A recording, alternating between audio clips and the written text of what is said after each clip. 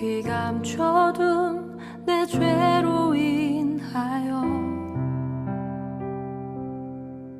하나님의 어린 양 속죄의 제물 되어 저주받은 나무에 달리셨네.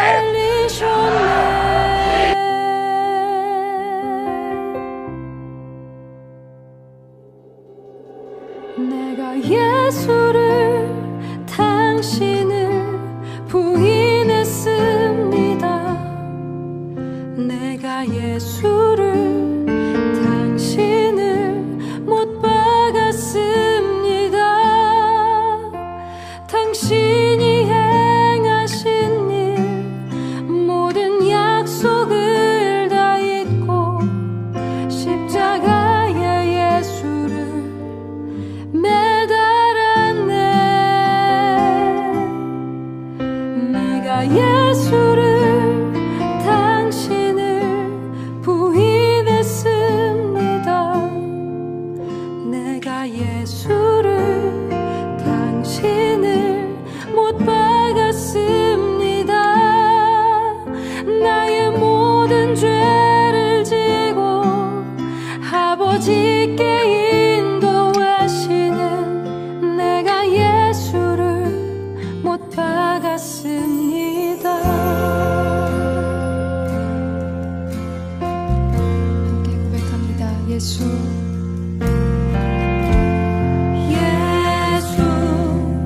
흠도 죄도 없는 당신이 깊이 감춰둔 내 죄로 인하여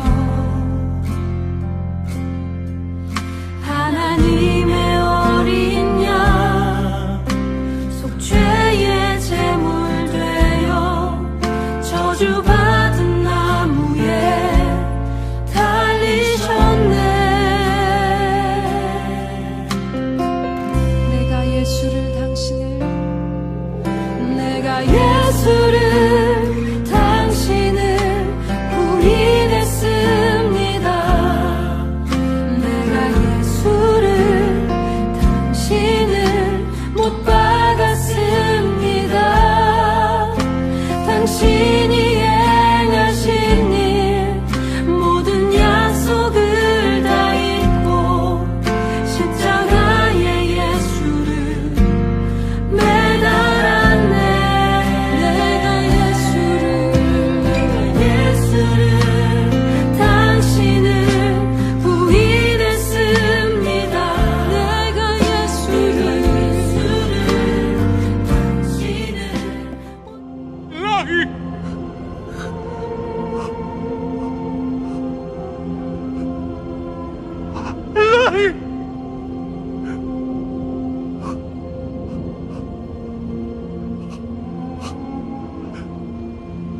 잡았다니. 당신을 못 박았습니다. 당신이 행하신 일 모든 약속을 다 잊고 십자가에 예수를 매달았네. 내가 예수를 당신을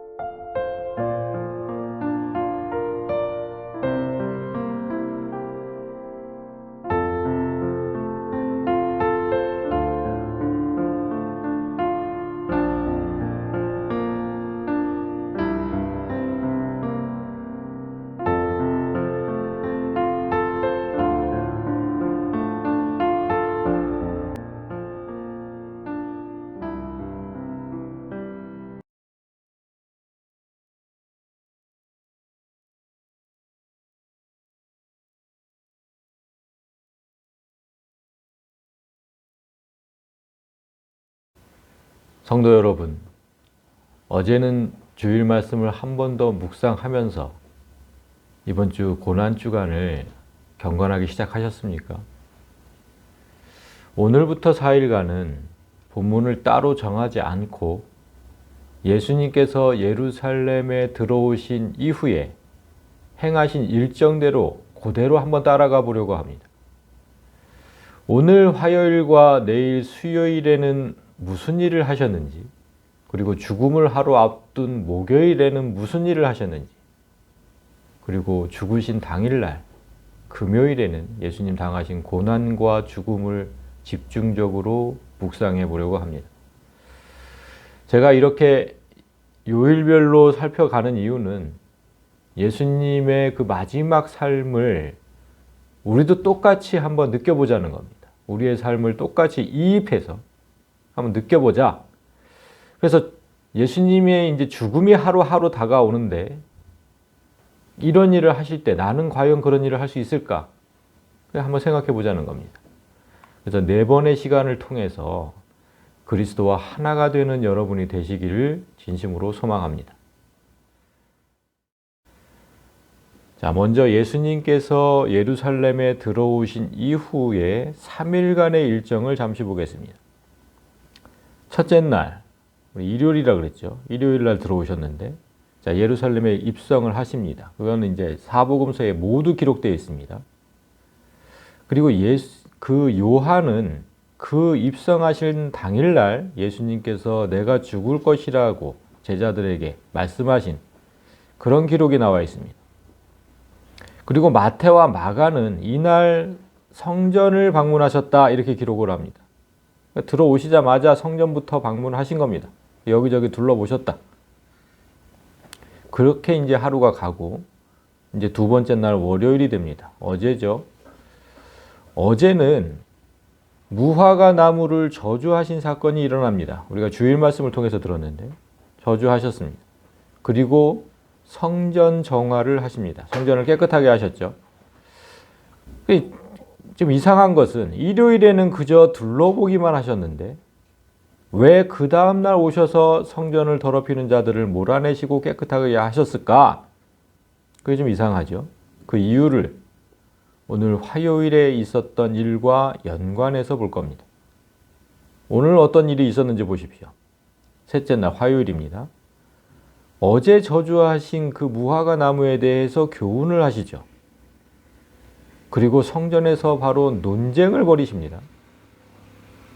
그리고 종말에 대한 강론까지 하시는데, 자, 어제 저주하신 무화과 나무에 대해서 교훈하신 후에 성전에서 여러 가지 주제를 놓고 논쟁을 벌이셨다.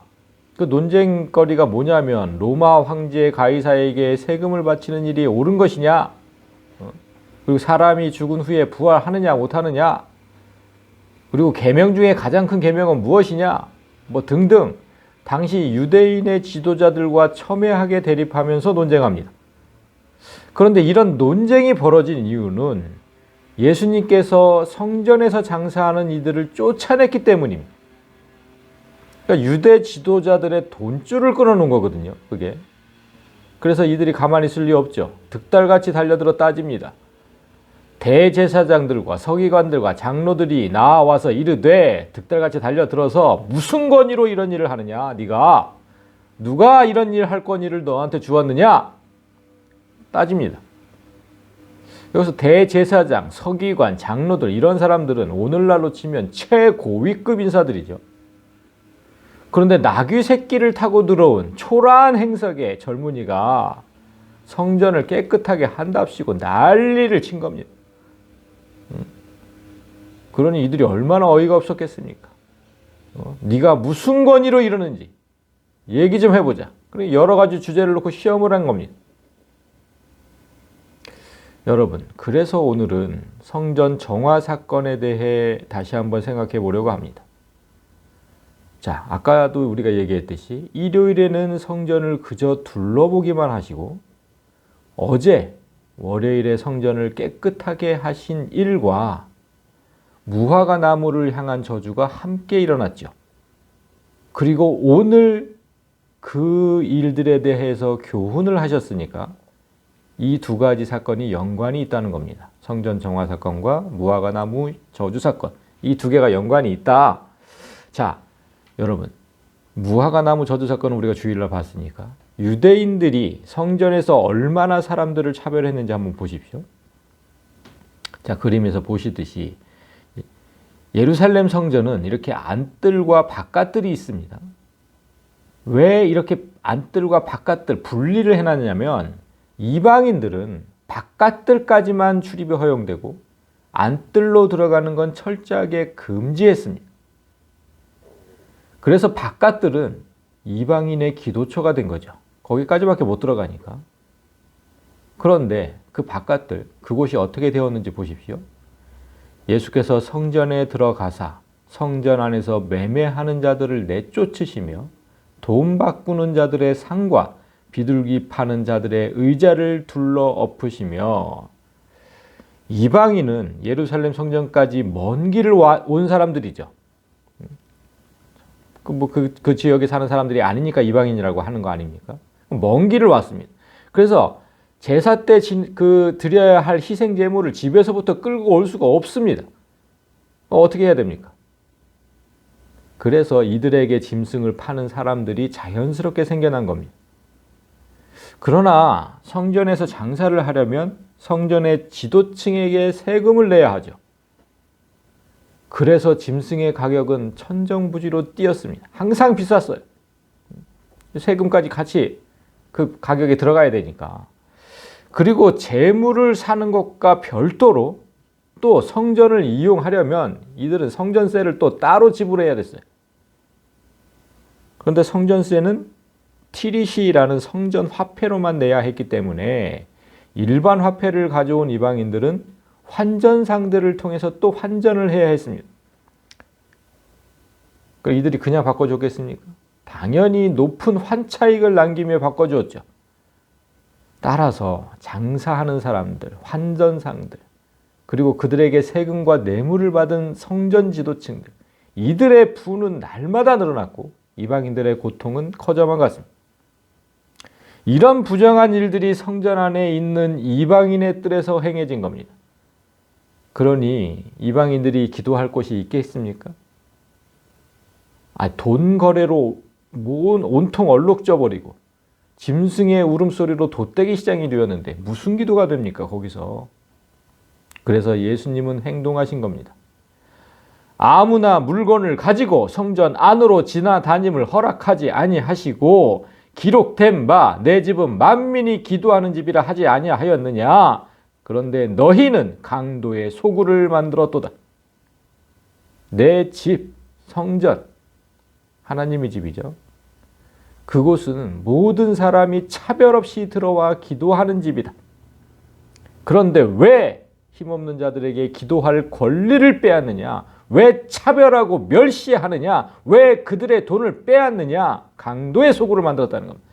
자, 저주받은 무화과 나무처럼 신앙의 외형만 무성하고 영적으로는 아무 열매도 없는 성전의 지도자들과 바리새인들에게 그 무화과 나무처럼 똑같이 죽게 될 것을 경고하신 겁니다. 이렇게 성전 정화 사건과 열매 없는 무화과 나무는 연결되어 있는 겁니다. 그런데 무화과 나무가 죽은 후에 예수님께서 하신 말씀이 있는데 우리가 주일에는 시간이 없어서 거기까지는 못 보았습니다. 이 말씀을 유심히 보아야 됩니다. 자, 베드로가 놀라는 장면부터 이어서 보겠습니다.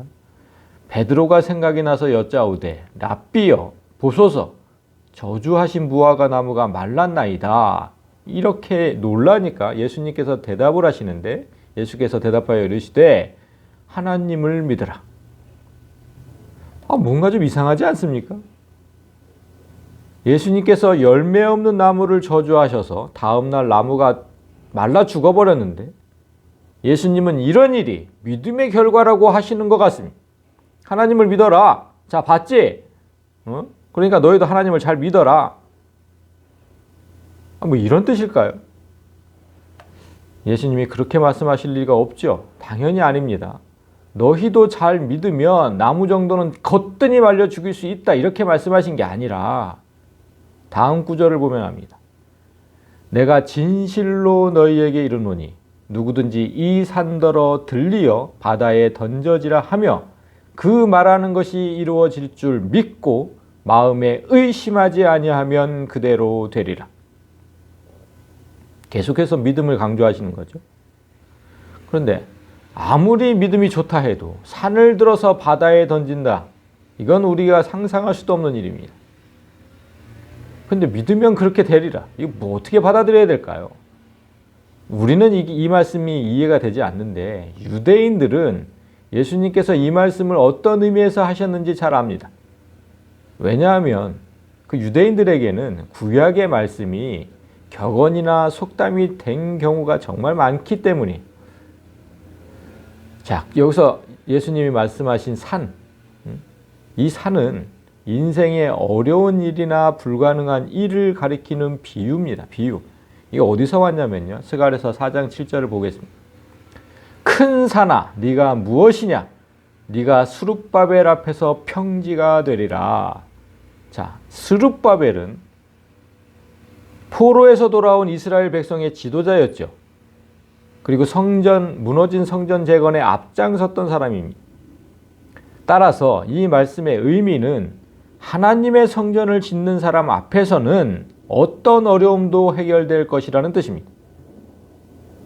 사람이 해결할 수 없는 가장 큰 산이 뭐겠습니까? 스가랴 선지자는 포로에서 돌아온 이스라엘 백성들에게 너희가 멸망당했던 이유, 죄의 문제까지도 하나님의 성전을 다시 짓는 자 앞에서는 해결될 것이라고 말한 겁니다. 예수님은 지금 이 말씀을 인용해서 이제 곧 다가온 죽음을 앞두고 죄의 문제를 가장 먼저 말씀하고 계신 겁니다.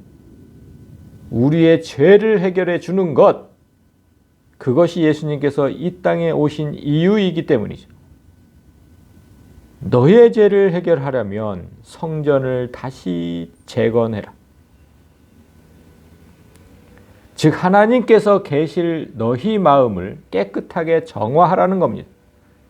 세상 잡다한 것들 다 내려놓고 경제적으로 이득을 보려는 그런 마음들 다 없애고 하나님만 계시는 곳, 그래서 언제든지 하나님과 대화할 수 있는 곳, 기도하는 곳으로 만들어라.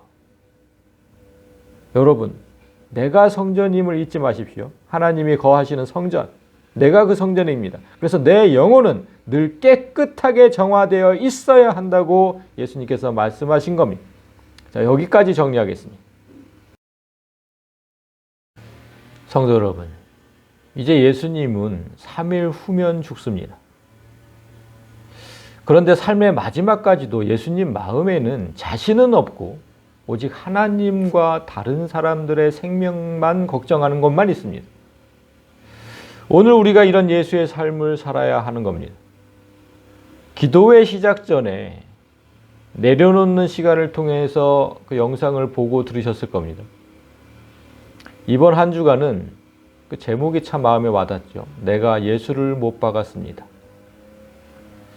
이 곡을 들으면서 모든 걸 내려놓고 여러분의 영혼을 깨끗하게 정화하시기를 바랍니다. 그리고 우리가 언제 예수를 못 박았는지, 못 받고 있는지 잘 생각해 보셔야 합니다. 죄인이었던 나는 죽고 생명의 예수만이 내 안에 있어야 하죠.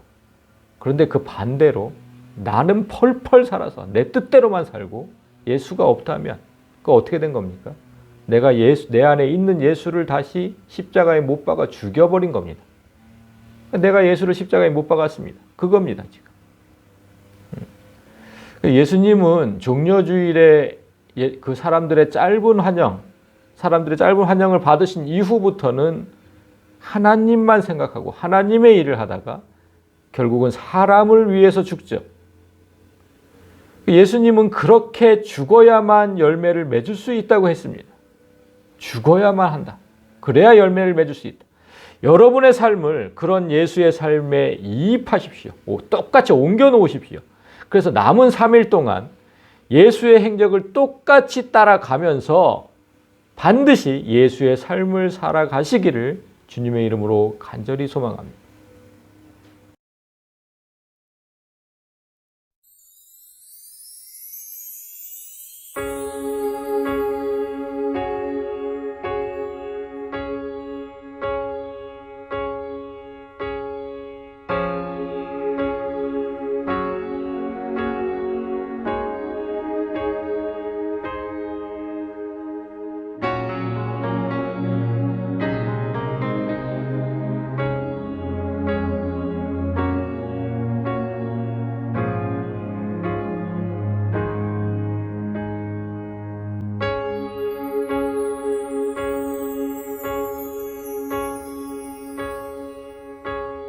지치고 내 영혼 연약할 때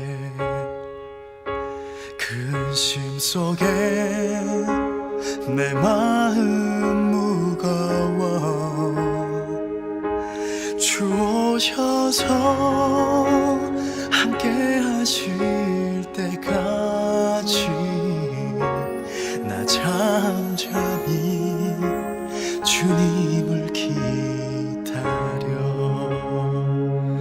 날 세우사 저 산의 우뚝서리 날 세우사 풍랑 가운데도 함께 하심 나가나게 하네 날 세우사 모든 것 할 수 있네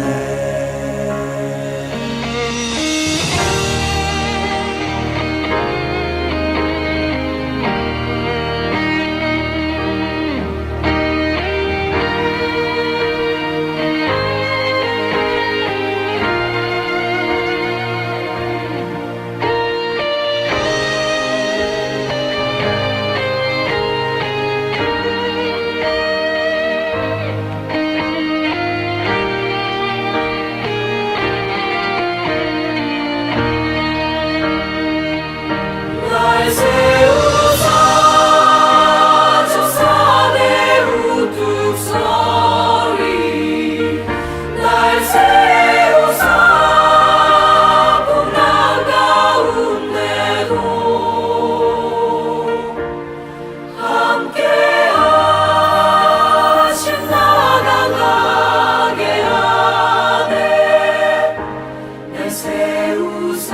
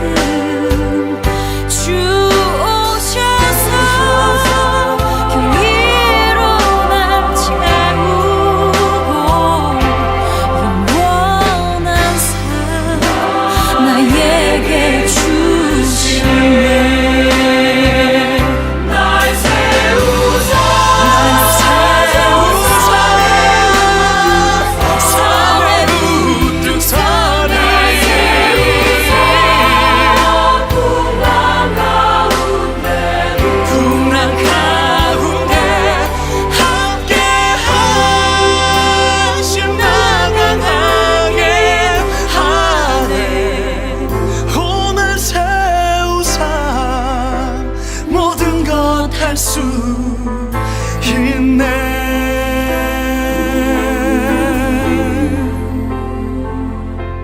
날 세우사